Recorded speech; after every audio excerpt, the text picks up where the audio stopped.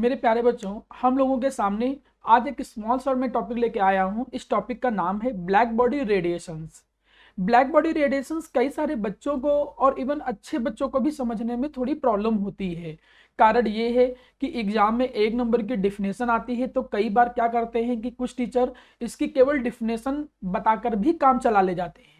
लेकिन हम लोग यहाँ पर ब्लैक बॉडी रेडिएशन के बारे में प्रॉपर अच्छे से एक एक बातें सीखेंगे कि ब्लैक बॉडी रेडिएशन होता ही क्या है। आखिर क्या ब्लैक बॉडी नाम दे दिया तो क्या वो देखने में हमेशा ब्लैक ही कलर का होगा? नहीं, ऐसा नहीं है। आपको ऐसी कई सारी इंटरेस्टिंग चीजें ब्लैक बॉडी रेडिएशन में समझने को और पढ़ने को मिलेंगी। चलिए शुरू करते हैं हम आज का topic, that is black body radiation. सबसे पहले मेरा प्यारा बेटा, जब मैं बात करता हूं ब्लैक बॉडी रेडिएशन के बारे में, तो क्यों ना सबसे पहले हम समझ लें कि ब्लैक बॉडी होता क्या है। अभी स्टार्टिंग के लेवल पे आप इतना याद रखिए कि ऐसे object which are perfect absorber and emitter for the all the radiation, जो हर तरीके के रेडिएशन को क्या करते हैं, एब्जॉर्ब कर लेते हों और इमिट करते हों, उन बॉडीज को, उन ऑब्जेक्ट को हम एक नाम देते हैं, that is black body. Sir, हर तरीके के रेडिएशन को एब्जॉर्ब कर ले एंड इमिट कर ले, इस बात का क्या मतलब? देखिए, रेडिएशन की एक वाइड रेंज होती है, अलग अलग वेवलेंथ के अलग अलग फ्रीक्वेंसी के रेडिएशंस होते हैं। माना ये ऑब्जेक्ट है, अब इसमें मैं कई सारे रेडिएशन इंसिडेंट करूं, हर वेवलेंथ के हर फ्रीक्वेंसी के बहुत सारी रेंज की रेडिएशन में इस पे गिराऊं। अगर ये हर रेडिएशन को एब्जॉर्ब कर ले रहा है, एब्जॉर्ब करने के बाद इमिट भी करेगा, क्यों अभी समझाता हूं आगे चल के। बस इतना तब तक समझो कि अगर ये हर तरीके के रेडिएशन को एब्जॉर्ब कर रहा है और उनको इमिट कर रहा है, तो ये कहलाएगा ब्लैक बॉडी। और जो ये रेडिएशन इमिट करेगा, उन रेडिएशंस को हम नाम देते हैं ब्लैक बॉडी रेडिएशन। मतलब जो ब्लैक बॉडीज होती हैं, वो जो रेडिएशन इमिट करते हैं, उन रेडिएशंस को हम बोलते हैं ब्लैक बॉडी रेडिएशंस। बात यहां तक होती है। अब यहां पर कुछ नए टर्म आए हैं, एब्जॉर्बर, इमीटर, इसका क्या मतलब है हम समझ तो गए। डिफिनेशन के पॉइंट ऑफ व्यू से समझना था, तो हम लोगों को समझ में आ गया कि भैया वो ऑब्जेक्ट, इतनी चीज समझ में आ गया कि वो ऑब्जेक्ट जो क्या होते हैं, परफेक्ट इमीटर होते हैं, जो परफेक्ट इमीटर हो एंड एब्जॉर्बर हो, किस चीज के, फॉर ऑल द रेडिएशन, जितने भी रेडिएशंस होते हैं, हर रेडिएशन को जो इमिट करे और एब्जॉर्ब करे, उन्हें हम बोलते हैं किस नाम से, ब्लैक बॉडी के नाम से। और जो रेडिएशन इमिट करते हैं ब्लैक बॉडी, उनको बोलते हैं ब्लैक बॉडी रेडिएशंस। चलो, लेकिन क्यों वो हर रेडिएशन इमिट करते हैं, एब्जॉर्ब करते हैं, इसका कॉन्सेप्ट और अच्छे से समझने के लिए हम चलते हैं इसके बिल्कुल बेसिक्स से। अगर मैं बेसिक फिनोमिनन की बात करूं, मैं एक्सप्लेन करूं ब्लैक बॉडीज या इनके रेडिएशंस को, तो सबसे पहले आप एक बात दिमाग में रखो कि लाइट या कोई भी रेडिएशंस जब टकराता है किसी भी सरफेस पे, तो तीन तरीके के फिनोमिनन होने के चांस रहते हैं। बात नंबर एक, या तो वो रेडिएशंस क्या हो जाएंगे, रिफ्लेक्ट हो जाएंगे, या तो वो रेडिएशन उससे पास हो जाएंगे जिसको कहेंगे ट्रांसमिशन, या तो वो रेडिएशन एब्जॉर्ब कर लिया जाएगा ऑब्जेक्ट के थ्रू। तीन ही चांस हैं, या तो रिफ्लेक्ट, या तो ट्रांसमिशन, या तो एब्जॉर्ब। और मैं एक बात बताऊं, जो हर रेडिएशन को एब्जॉर्ब कर ले पूरी तरीके से, अगर वो पूरी तरीके से एब्जॉर्ब कर ले, तो जनरली वो ब्लैक कलर के ही सब्सटेंस होते हैं। अब यहां पे एक वर्ड आया कलर।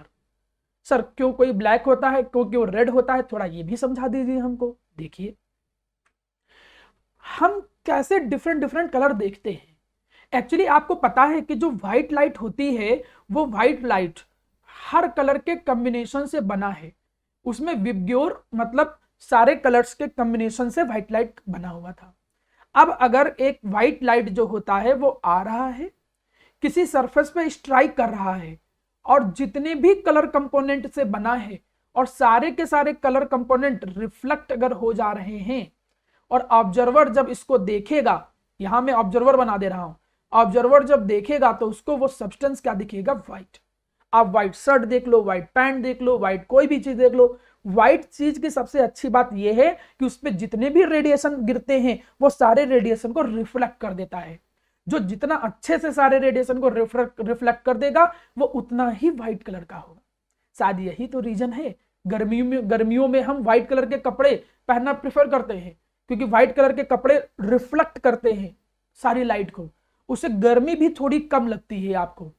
तो अगर रेडिएशन टकरा रहे हैं सरफेस से, सारे के सारे रिफ्लेक्ट कर दे रहा है, और जो कोई देखेगा सारे के सारे रेडिएशन उनके कॉम्बिनेशन से व्हाइट ही कलर बनता है, तो आपको व्हाइट दिखेगा वो चीज।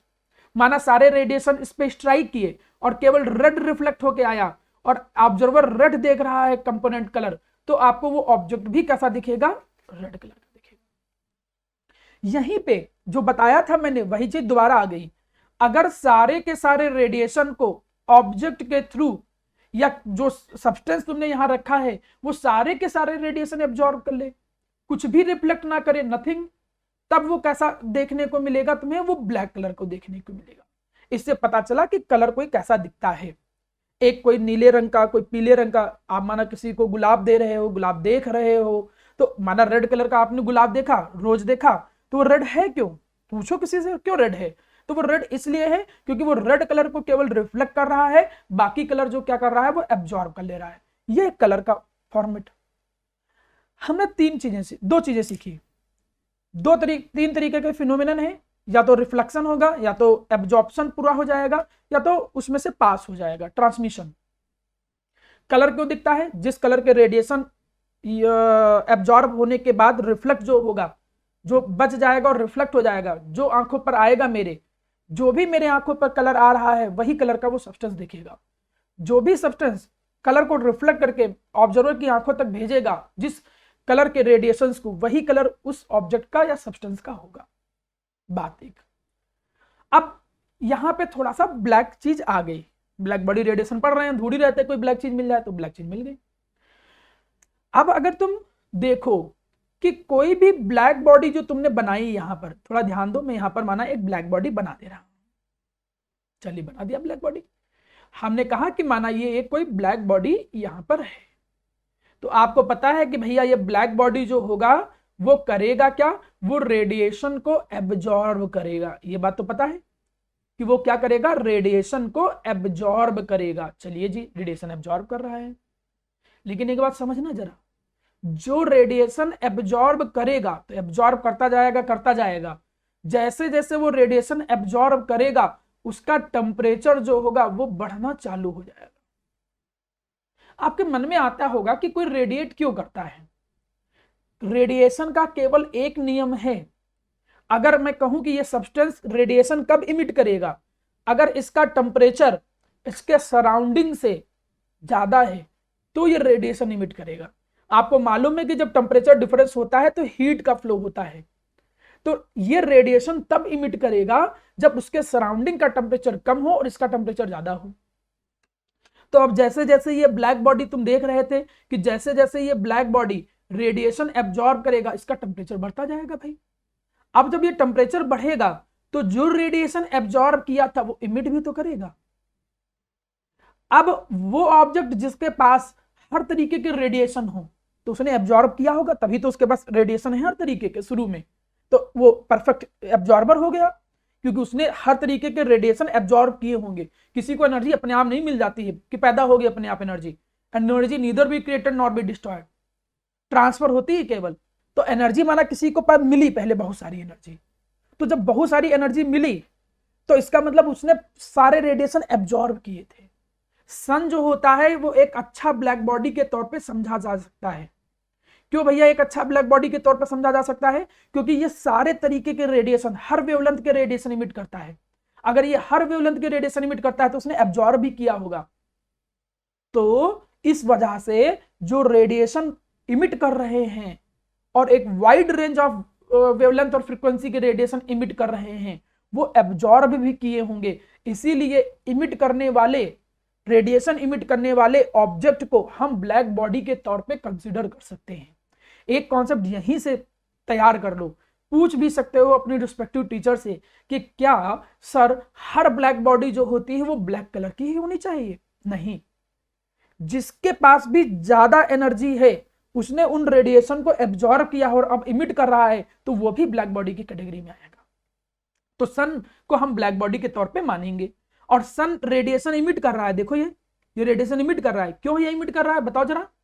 बिल्कुल सही, आपको मैंने अभी समझाया तो आपके दिमाग में जो आया है वो बिल्कुल सही आया है, क्योंकि बाहर जो टेम्परेचर है वो लो है और इसके अंदर का जो टेम्परेचर है ये हाई है।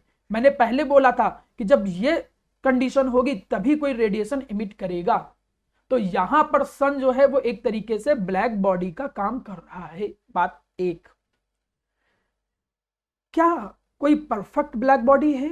एक्चुअली में नहीं, 100% परफेक्ट ब्लैक बॉडी नहीं पाई गया है, ना कोई होता है।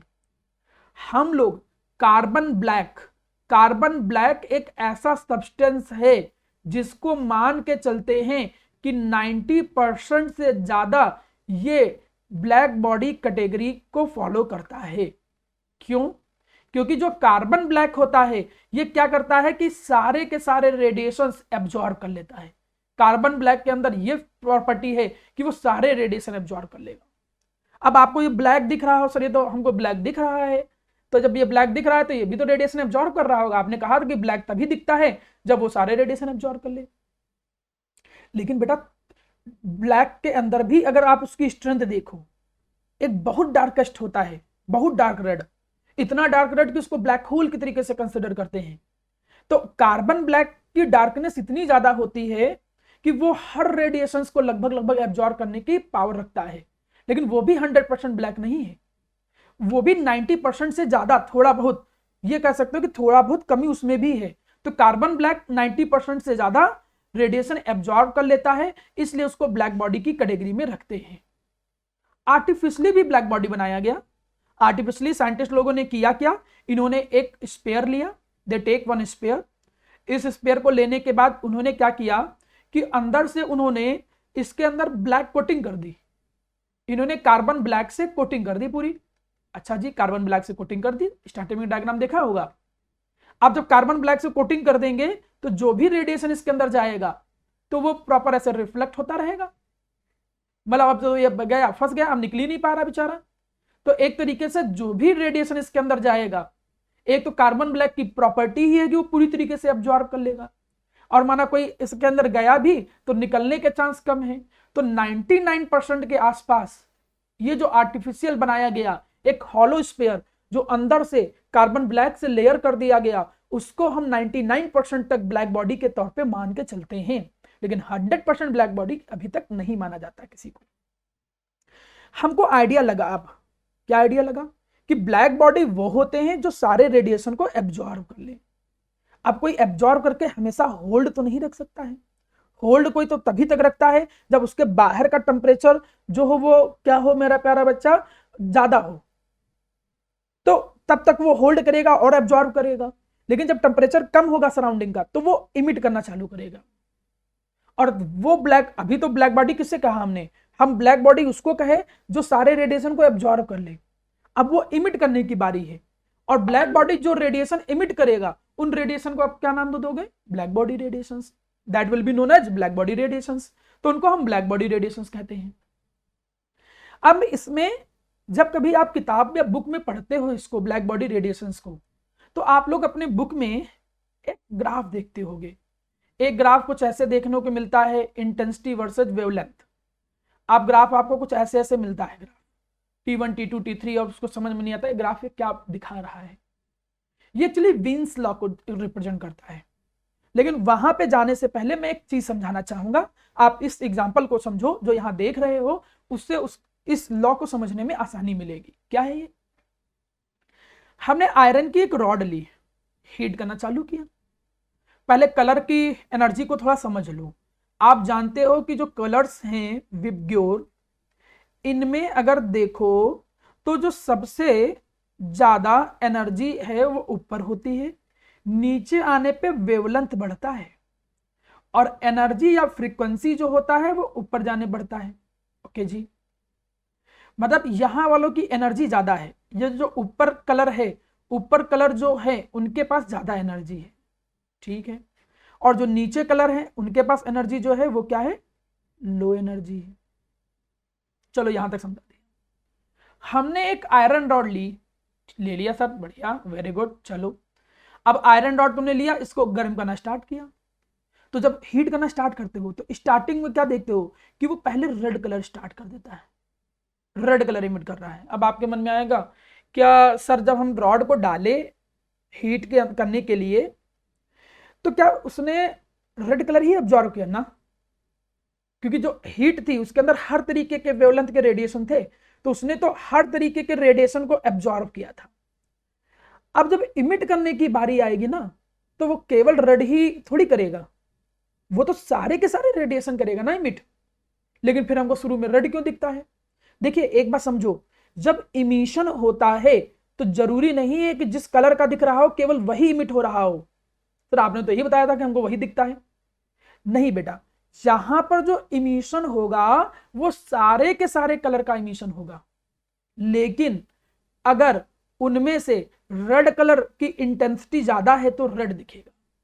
हमने कहा कि भाई कुछ वेवलेंथ, जैसे तुमने कोई डायग्राम बनाया, कुछ वेवलेंथ जो है वो रेड वाले हैं, कुछ वेवलेंथ जो है वो ब्लू वाले हैं, कुछ वेवलेंथ जो है वो पिंक वाले हैं, कुछ अलग अलग कलर के हैं, लेकिन जो इंटेंसिटी सबसे ज्यादा है वो रेड की है, मतलब उनमें से रेड वाले जो रेडिएशन है वो ज्यादा है, तो वो ओवरऑल तुम्हें क्या दिखेगा? रेड। तो तुम देख क्या रहे हो कि जब तुम टेम्परेचर कम दोगे, यहीं से देखो नियम बनना चालू हो जाएगा। जब शुरू में हीट किए, शुरू में हीट टेम्परेचर थोड़ा सा कम है अभी, तो वो रेड दिखना चालू होता है। रेड के साथ साथ जब तुम और हीट करना चालू करते हो तो वो येलो की तरफ जाता है। जब और चालू करोगे तो येलो की तरफ जाएगा, टेम्परेचर तुमने बढ़ाया, क्योंकि जब और हीट करोगे तब तुमको वो येलो दिखेगा। टेम्परेचर तुमने और बढ़ाया, तो टेम्परेचर और बढ़ाया तब तुमको वो कैसा दिखना चालू हो जाएगा? ब्लू कलर का दिखना चालू। तो पहले रेड, फिर ये येलो दिखना चालू हुआ, और जब और ज्यादा हीट कर दिए तो ब्लू दिखना चालू हुआ। यहां पे ब्लू में जब बहुत ज्यादा उसने हीट कर, तुमने रॉड को हीट कर दिया, जब टेम्परेचर बहुत ज्यादा हो गया है तब वो ब्लू दिखना चालू हुआ। लेकिन देखो जरा ब्लू की वेवलेंथ क्या है, ब्लू की वेवलेंथ यहां है और रेड की वेवलेंथ यहां है, मतलब रेड के कंपैरिजन में ब्लू की वेवलेंथ क्या है? कम।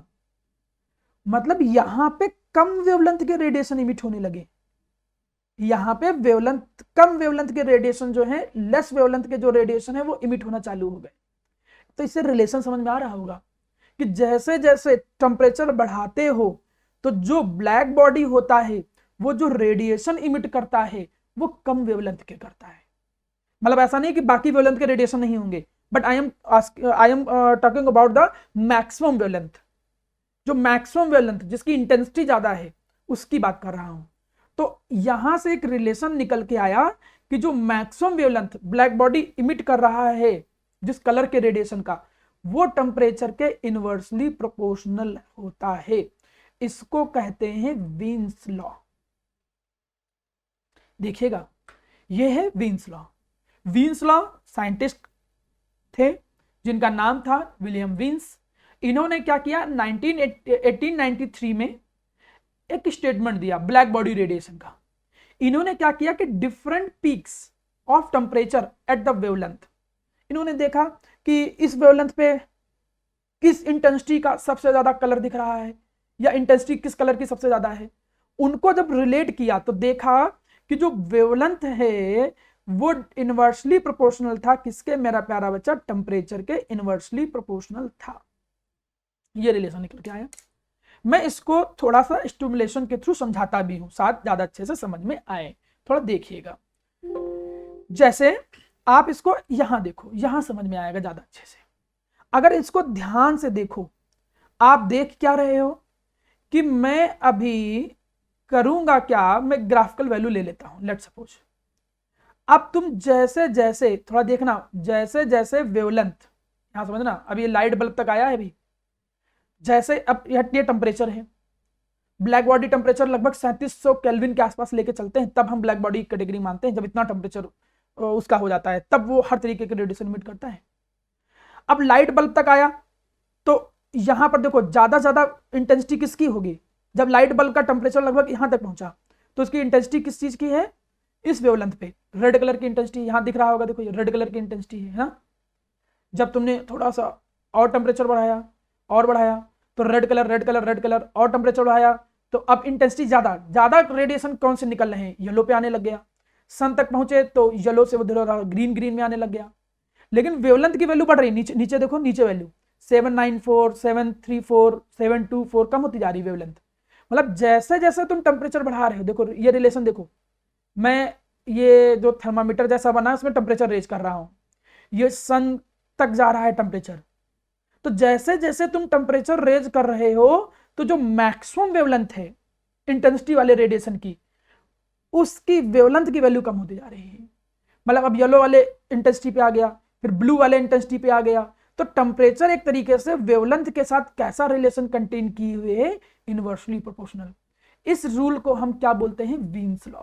आपने टेम्परेचर बढ़ाया, जो पीक वैल्यू है वेवलेंथ की पीक वैल्यू है वो घटना चालू हो गई, देखो वो धीरे धीरे डिक्रीज होना चालू हो गया, पीक वैल्यू धीरे धीरे डिक्रीज होना चालू हो गया। ये टेम्परेचर का जो वेवलेंथ के साथ इनवर्सली प्रोपोर्शनल रिलेशन है, इसी को आप वीन्स लॉ के नाम से जानते हो। अब जब वीन्स लॉ एक्सप्लेन हो गया, आइडिया लग गया आपको, तो इसके बाद वीन्स लॉ यूज कहां कर सकते हैं। अब कौन सा कलर आ रहा है, आपने तो ये समझा अच्छे से कि वेवलेंथ जो होता है टेम्परेचर के साथ इनवर्सली प्रोपोर्शनल है भाई, ठीक है।